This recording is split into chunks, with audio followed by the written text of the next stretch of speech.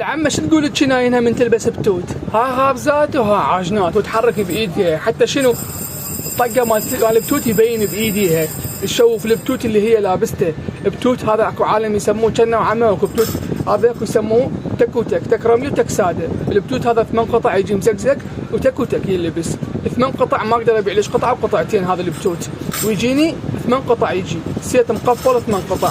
قطعه وقطع شنو اذا ابيع ليش راح يخرب السيت كله، لان هوايه بنات يحبن هيك شيء، لانه بتوت ناعم لازم تلبسين 8 حتى صوت يبين. وبعد البطل مالته يكون كله مزقزق وهم مالتين كله مبطن ساده ورملي، الشغل مالته كلش حلو. هذا الحجم ال60 اللي هو يلبس ايد ناعمه كلش. هذا البتوت البنيه اللي ايديها كلش ناعم هذا البتوت يلبسك. الصياغه مالته كلش حلو، لازم تلبسين هيك مجموعه حتى الصوت يبين. واذا بتوت ما بهيك صوت لا تشتري اصلا. هذا الحجم ال60، هذا الحجم ال65. هذا يلبس ايد وسط، ايد بنيه لا سمينه ولا ضعيفه، الايد الدارج اللي بالسوق. الصياغه مالته كلش حلو، هم مالتين تلبسينه وصوت بيه.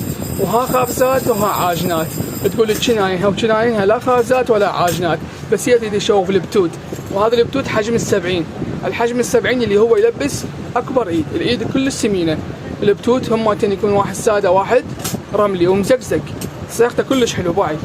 يجي 8 قطع، هذه 4 قطع وهذه 4 قطع، هذه 4 قطع وهذه 4 قطع. كلش حلو الصياغه مالته.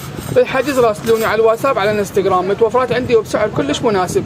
بالزعفرانيه بسوق الهواء عند هشام متوفره، هذا عندي هالبتوت.